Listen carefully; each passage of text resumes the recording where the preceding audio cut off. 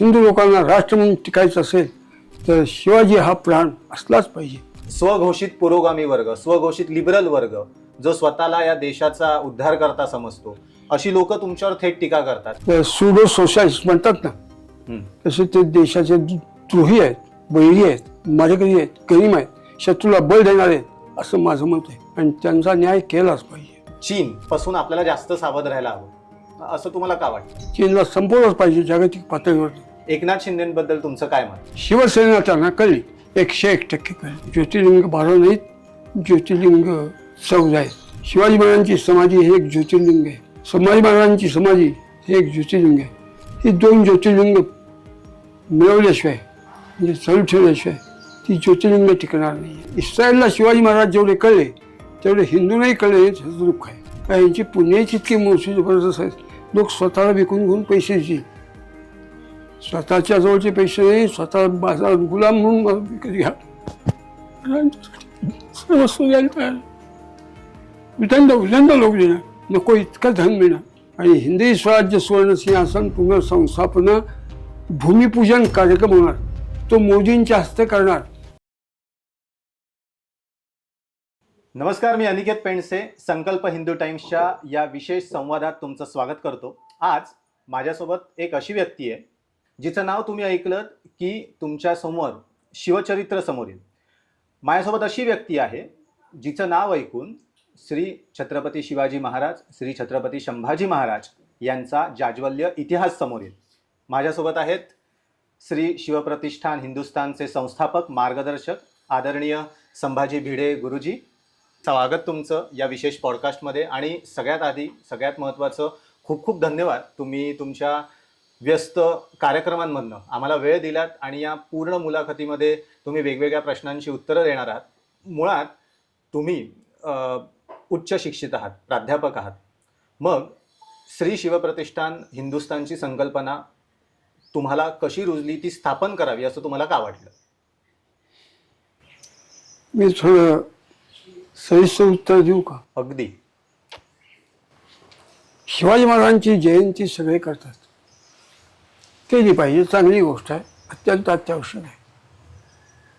पण मी शिवछत्रपतींची जयंती केवळ साजरी करत नाही, तर उभ्या देशामध्ये शिवछत्रपती ज्या साधनांच्या आधारे आदिलशाही, इमादशाही, बडशाही, निजामशाही, मुघलशाही, डच, फ्रेंच, पोर्तुगीज, सिद्धापशी या सगळ्या आक्रमक हरामखोरांशी लढले, ते जे गडकोट किल्ले आहेत विलक्षण, त्या गडकोट किल्ल्यांच्या मोहिमा आम्ही दरवर्षी काढतो.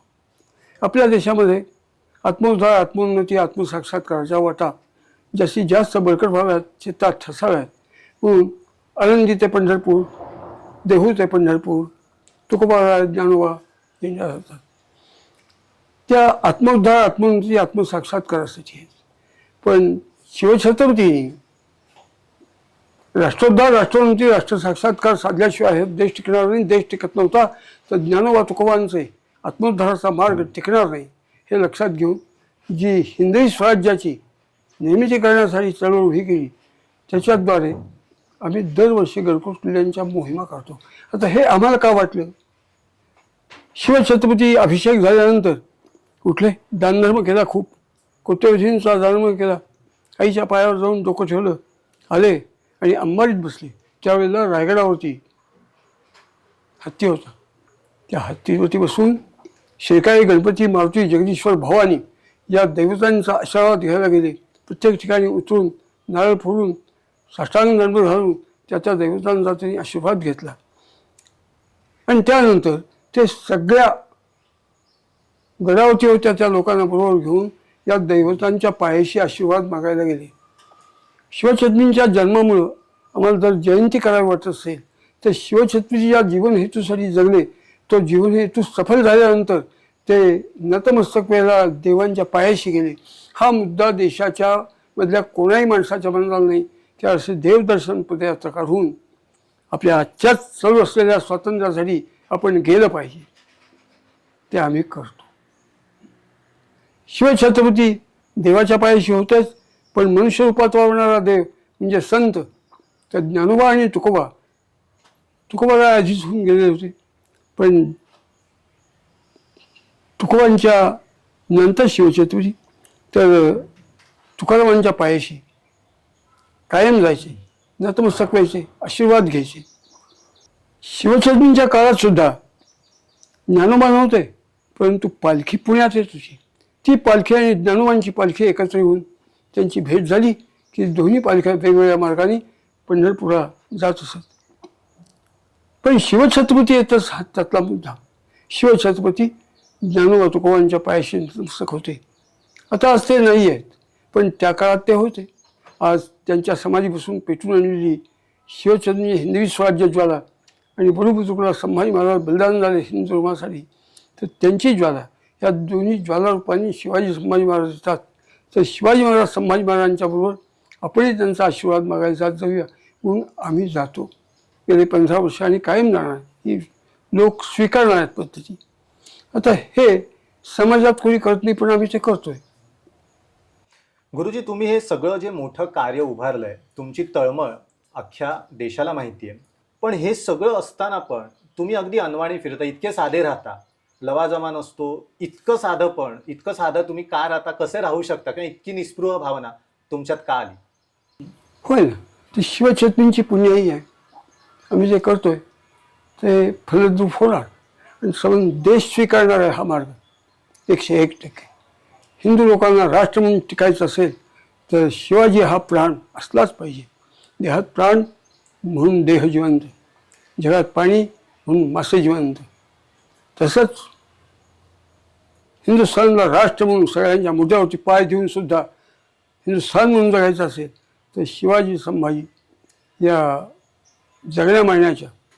जगण्याच्या आणि मरणाच्या मार्गावरचा प्रेरणा हिंदू लोकांच्या तांबड्या पांढऱ्यापेक्षा डाव्या उजव्या काळजात लहान मोठ्या मेंदूत भिनल्या पाहिजेत, बिंबल्या पाहिजेत, एकरूप झाल्या पाहिजेत.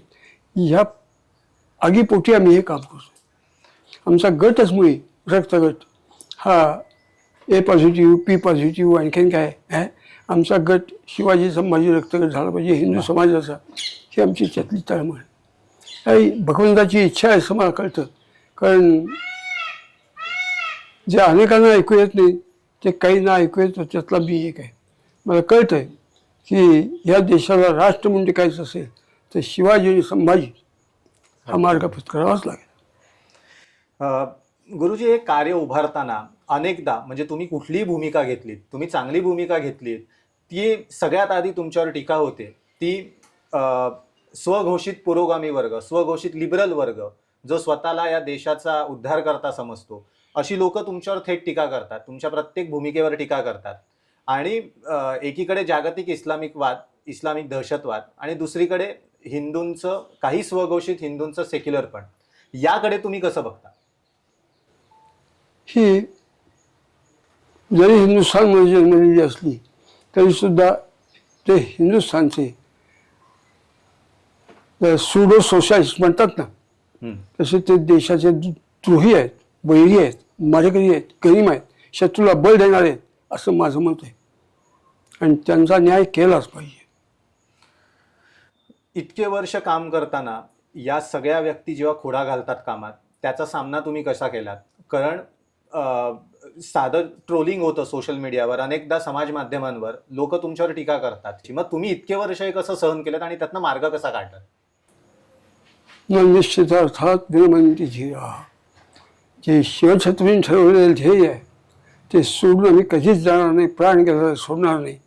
आणि ते ध्येय देश कसा स्वीकारेल ह्याच्यासाठी यश येईपर्यंत आणि लवकरात लवकर ते यश येईल अशी आमची श्रद्धा आहे. चालणार.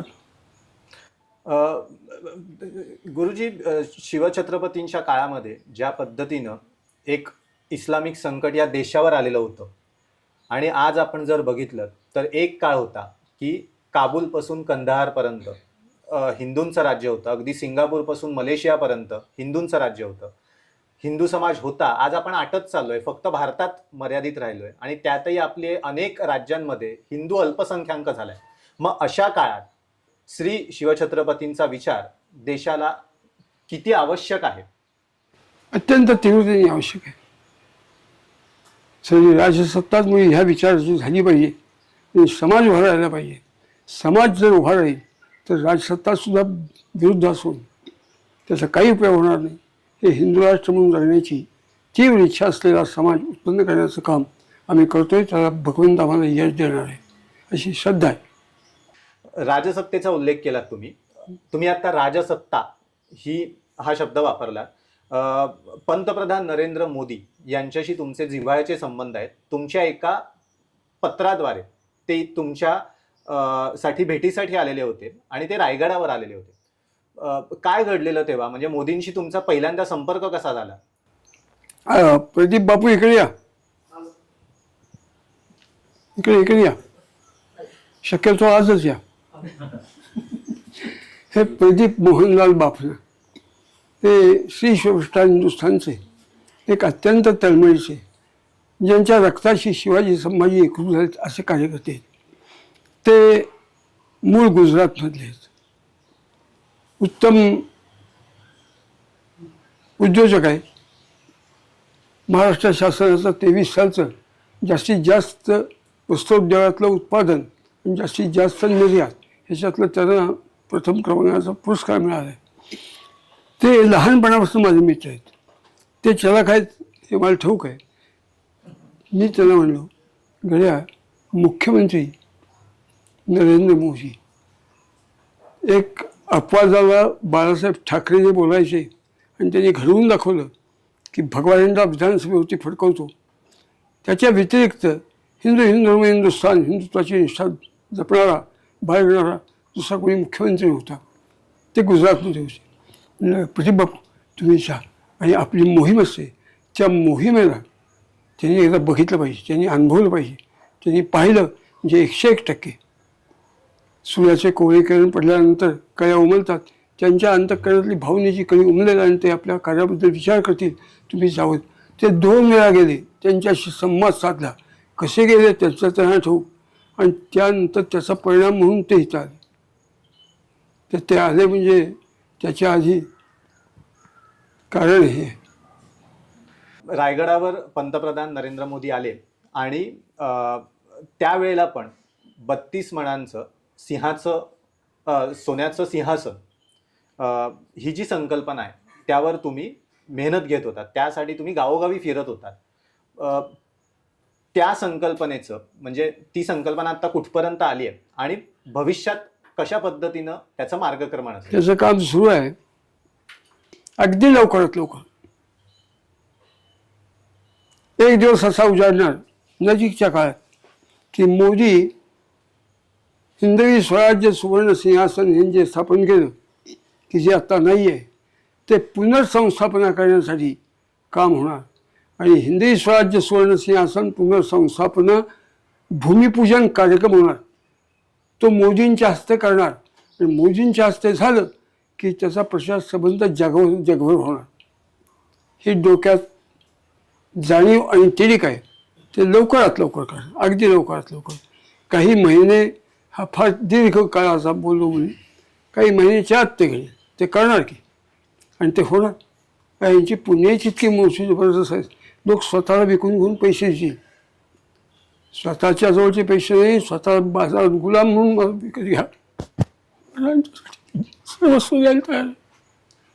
उद्यांदा लोक देणार. आणि ते स्फूर्ती प्रेरणा देणारं सूर्यासारखं कायम स्वरूपाचं स्थान बनणार.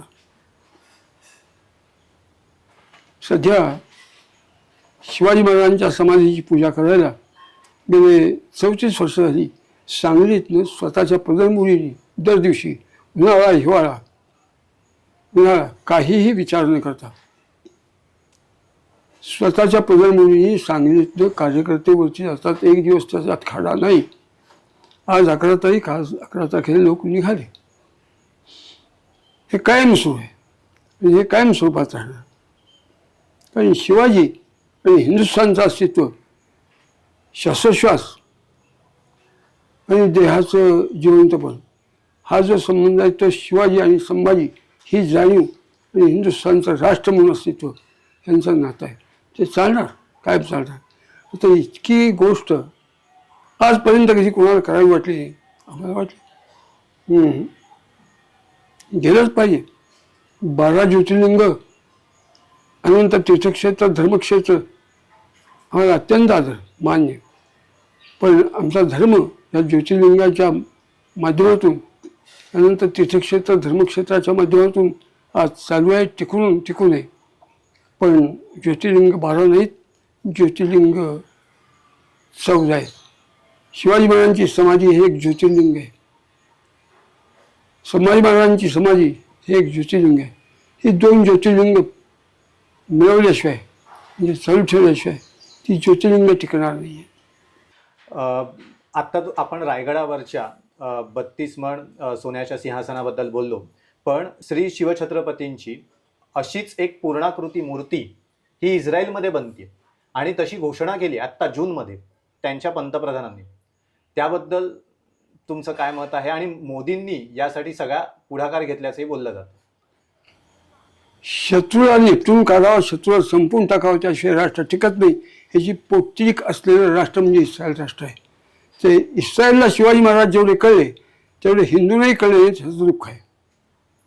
आणि इस्रायलच काय आहे, उद्याच्या भविष्यात हिंदू समाज असा उत्पन्न होणार आहे की पाकिस्तानमध्ये सुद्धा प्रत्येक जिल्ह्याला शिवाजी महाराजांची मूर्ती स्थापन करता येईल. करणार, 100% करणार.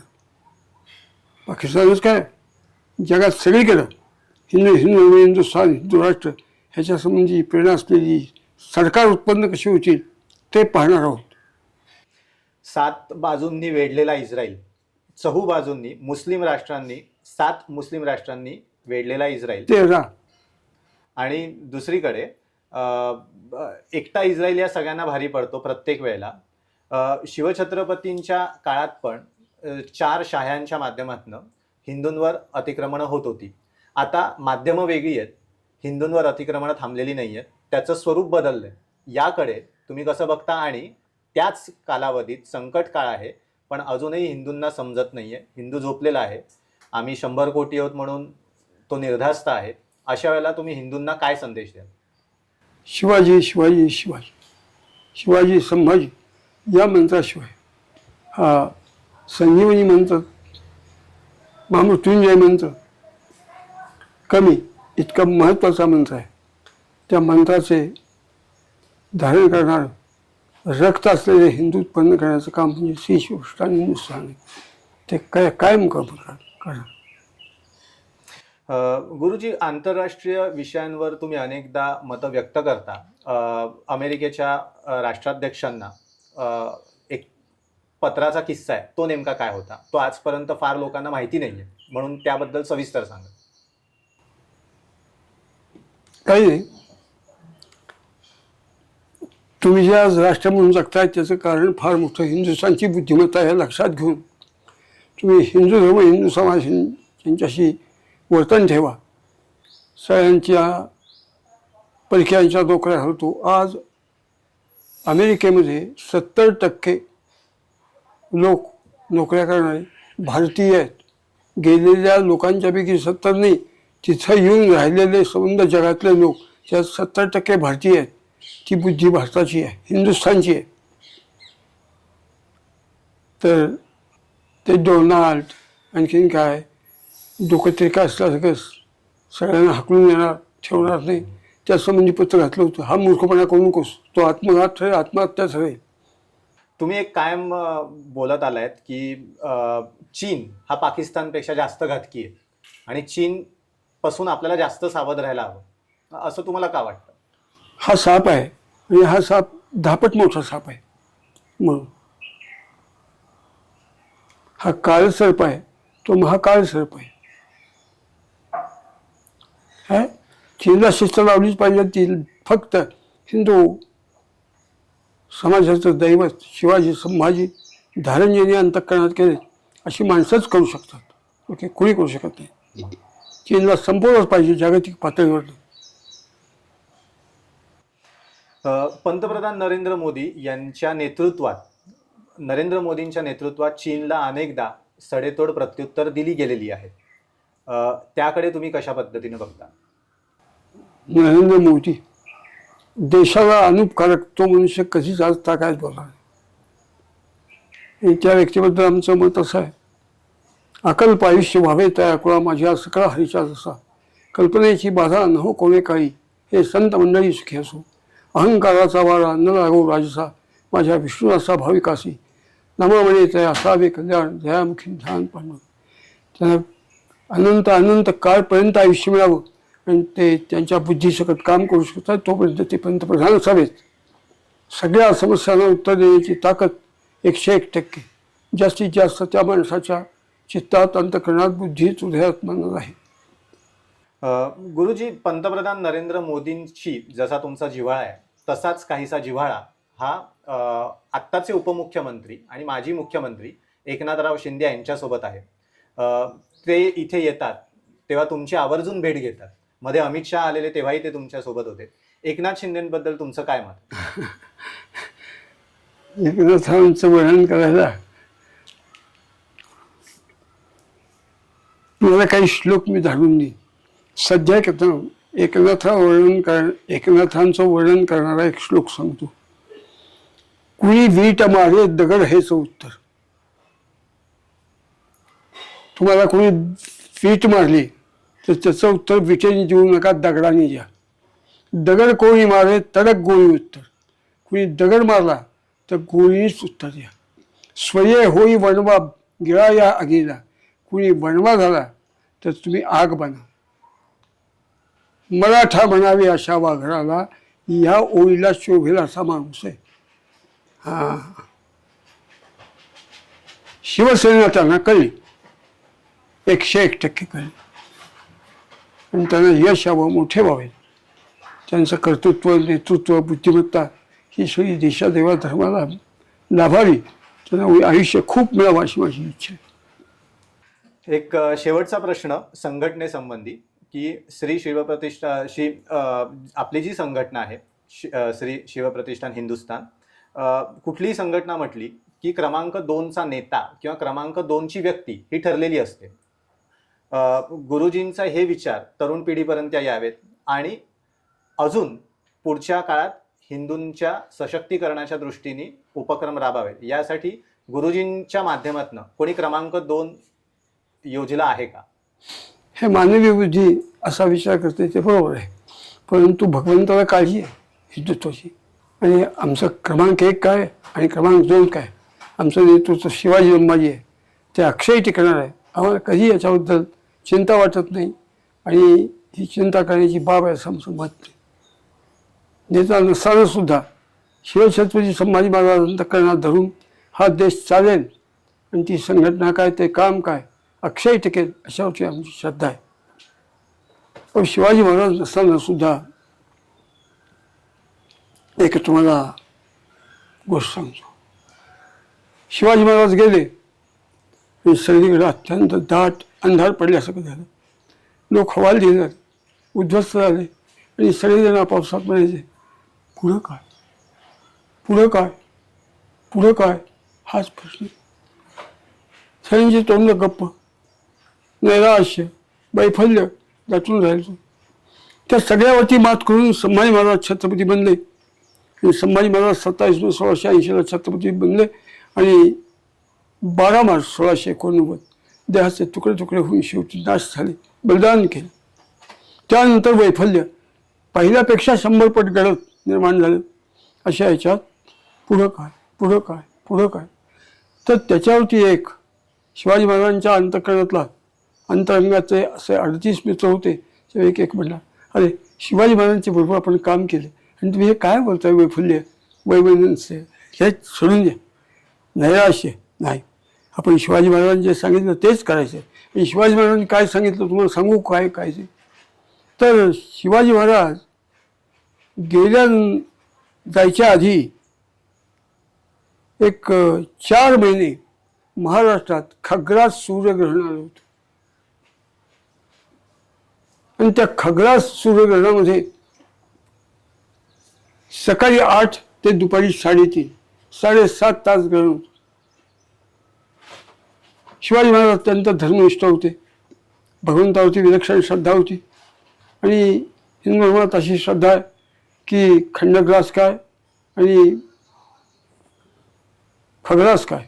कुठल्याही ग्रहण काळात एखादा मनुष्य एखाद्या मंत्राचा जप एकाग्र चित्ताने जर करेल तर त्या मंत्राची उपासना करण्याला त्या मंत्राचं बळ प्राप्त होतं.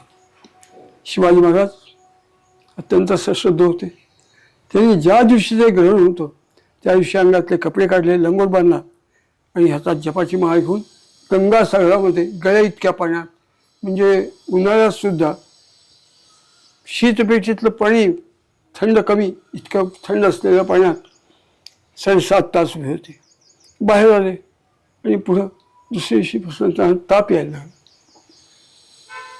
जीवन वाढत चाललं, दुखणं वाढत चाललं, अन्न जाईल ना, उन्हातली क्षीणता वाढली आणि शेवटी 15 दिवस महाराज हंतरुणाला खेळले आणि जाताना ते म्हणले, जायच्या दिवशी शिवाजी महाराज 12:03 गेले, दुपारी 12 वाजता हनुमान जयंतीच्या दिवशी. सगळ्यांच्याकडे केबिल वाढवण्यासाठी बघत म्हणले, आम्ही जातो. काळ झाला. डोळ्यातनं अश्रू ओघळत होते.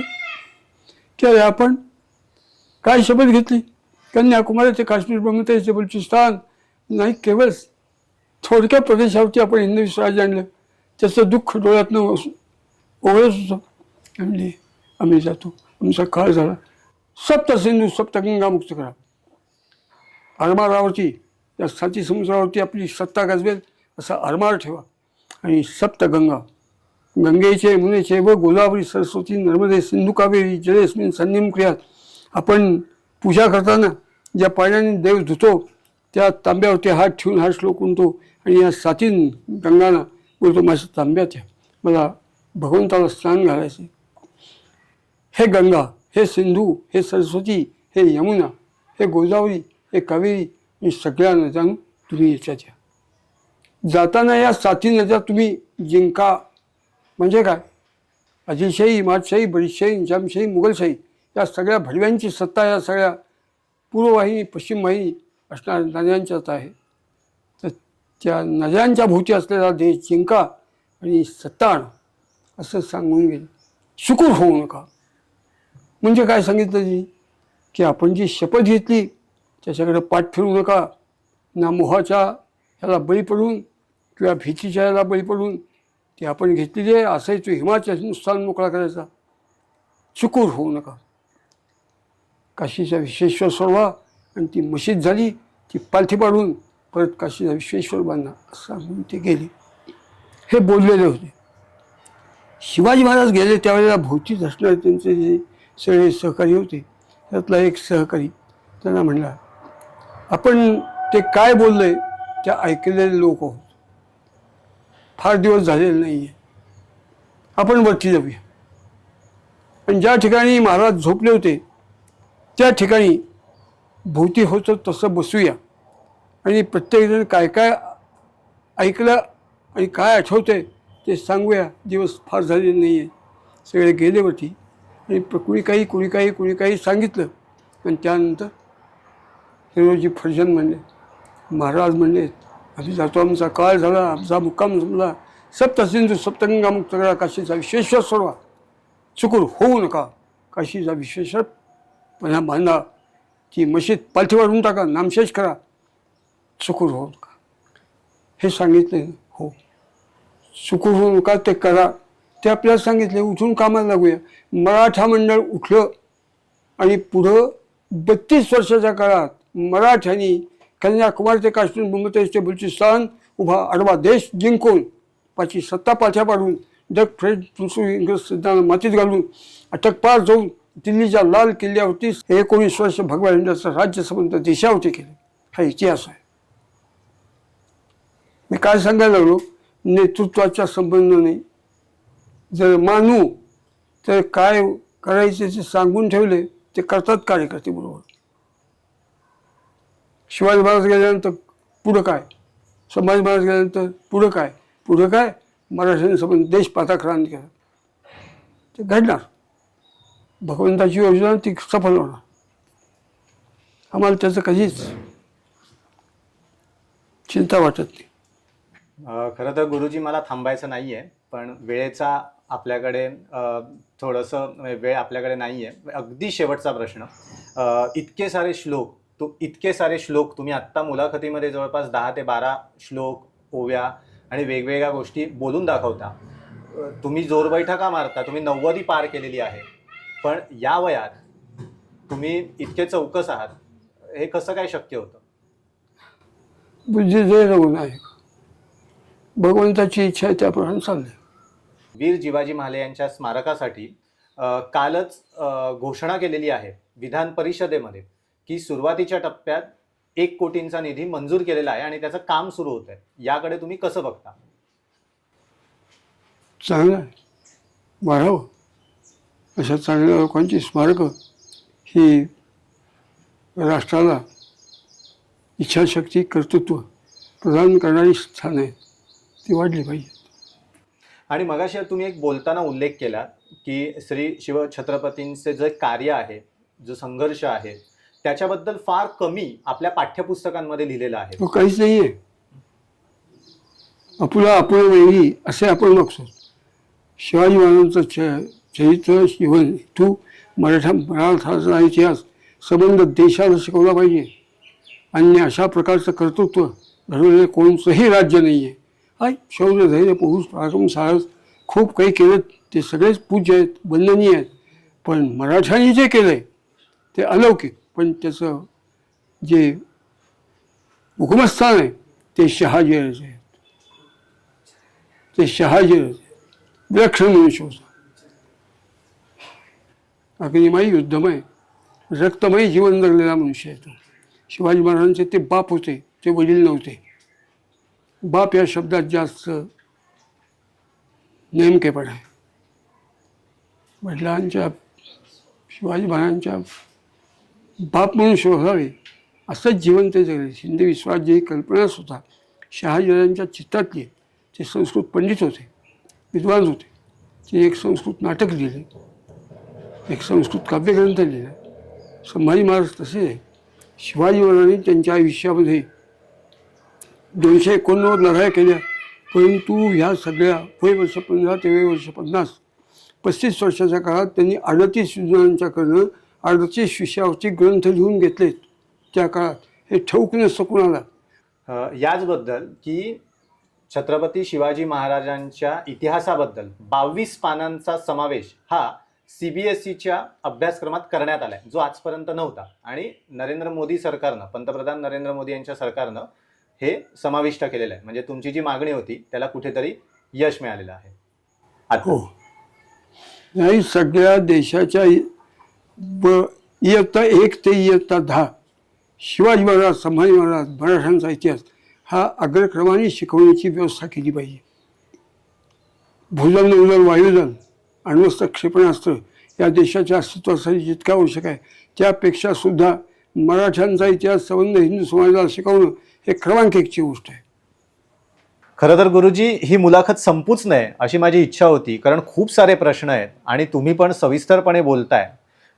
पण वेळेची मर्यादा आहे, आपल्याकडे वेळ कमी आहे आणि सगळ्यात महत्त्वाचं तुमचे नियोजित कार्यक्रम आहेत. तुम्ही तरी पण आम्हाला हा आजचा वेळ दिलात आणि सविस्तरपणे आमच्यासोबत बोललात, त्यासाठी मनःपूर्वक धन्यवाद. खरं तर मी स्वतःला फार भाग्यवान समजतो की तुम्ही इतका सविस्तरपणे आमच्याशी संवाद साधलात आणि मला तुमची मुलाखत घेण्याची संधी मिळाली. तुम्हाला उदंड आयुष्य, तुम्हाला उदंड आरोग्य लाभोत हीच ईश्वरचरणी प्रार्थना करतो आणि मुलाखत इथेच संपवतो. धन्यवाद.